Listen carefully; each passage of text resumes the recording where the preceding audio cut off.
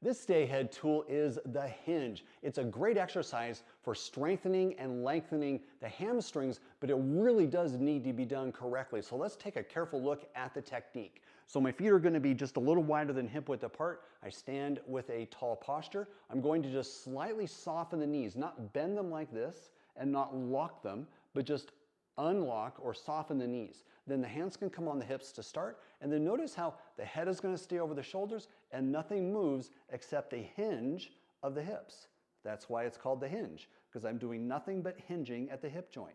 Now notice that my pelvis moves back a little bit to counterweight my chest coming forward, and then I come back up. So typically what will happen here is we'll tend to bend the knees a little bit, we'll tend to round the back. Notice how much different this position looks than compared to the true hinging motion, where I'm doing nothing except keeping the back straight, hinging at the hips, and I can really feel those hamstrings lengthening as I do that because I'm doing it correctly. Okay, now you can add to the challenge by using weights or a resistance band. So if we're going to use weights, we would start from our standing position, weights by the sides, and then nothing changes here other than I just simply make the same exact movement. I'm going to use my belly muscles and I can really feel that stretching sensation. Come to the top and I'm going to squeeze the glutes at the top and go back down. Very, very simple movement.